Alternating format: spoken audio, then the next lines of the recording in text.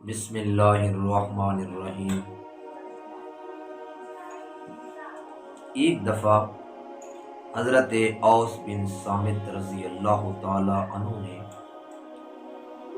غصے میں آ کر اپنی بیوی حضرت خولہ رضی اللہ تعالی عنہا کو یہ الفاظ کہہ دی کہ انت علیہ کا ظہر امی، کہ تو میرے لیے ایسے ہے جیسے میری ماں۔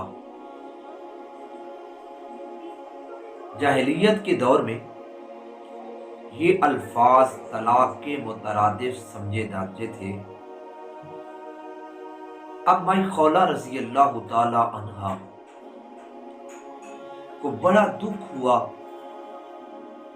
اور آپ صلی اللہ علیہ وسلم سے اس کا حکم شرعی معلوم کرنے کے لیے حاضر ہوئی۔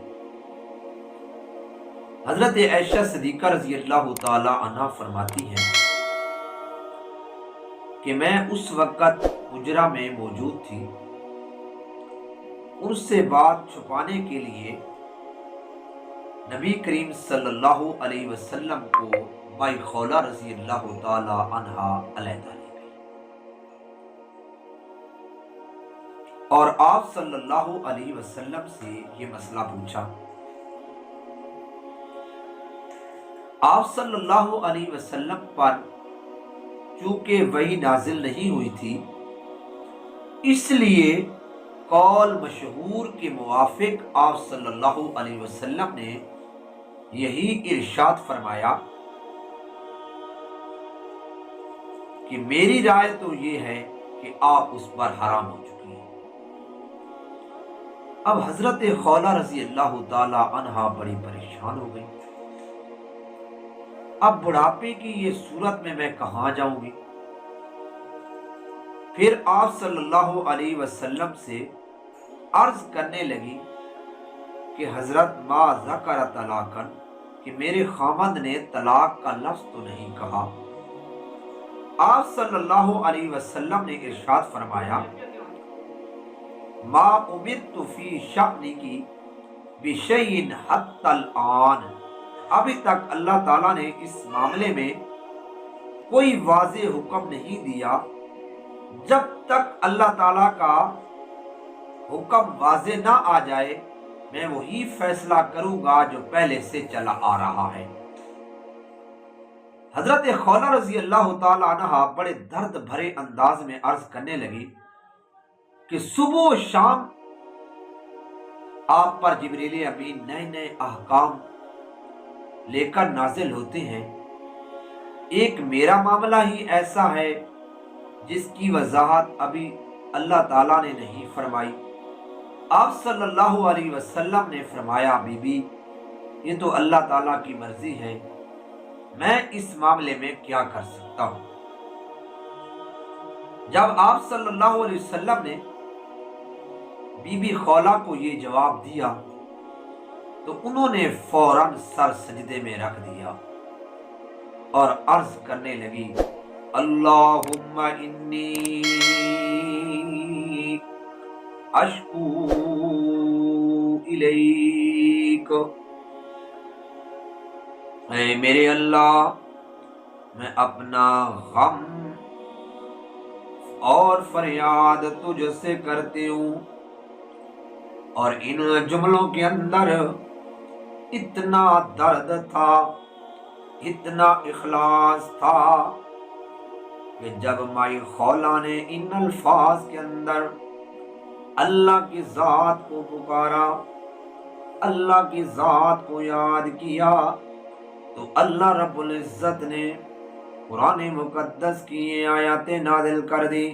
فرمایا قد سمع اللہ قول التی تجادلک فی زوجہا وتشتکی الی اللہ واللہ یسمع تحاورکما ان اللہ سمیع بصیر۔ پکی بات ہے کہ بے شک اللہ تعالیٰ نے اس عورت کی بات سن لی جو اپنے شوہر کے بارے میں آپ سے بحث کر رہی تھی اور اللہ سے اپنے رنج و الم کی شکایت کرتی تھی، تو اللہ تعالیٰ نے تم دونوں کی گفتگو سن لی۔ بے شک اللہ تعالیٰ ہی سننے والا ہے اور اللہ ہی دیکھنے والا ہے۔ انہی آیات میں آگے اللہ تعالیٰ نے اس پورے مسئلے کا حل فرما دیا۔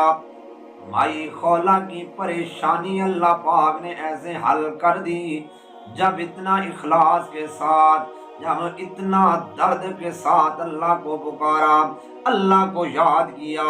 اللہ کی قسم، اللہ نے ایک عورت کی خاطر اپنا قانون بھی تبدیل کر کے رکھ دیا اور فرمایا کہ جو عورت نے بات کہہ دی ہے، میں اللہ اس کی وجہ سے اپنا قانون بھی تبدیل کرتا ہوں۔ اب یہ ہوگا حکم کہ اس عورت پر طلاق بھی نہیں پڑے گی، لیکن اگلی صورت یہ ہے، یا تو یہ عورت جب اپنے گھر میں جائے گی تو اس کے لیے اس کے خامد کا حکم یہ ہوگا، کیا حکم ہوگا کہ یہ اس کا خامد یا تو لگاتار 2 مہینے روزے رکھے گا، یا 60 مسکینوں کو کھانا کھلائے گا، یا ایک غلام آزاد کرے گا، تب اس کی بات بن جائے گی۔ تو دیکھو، مسئلہ سمجھانے کا مقصد یہ تھا کہ اللہ رب العزت نے اس عورت کی فریاد سن لی اور اللہ تعالیٰ نے اس کے لیے اپنا قانون ہی تبدیل کر دیا۔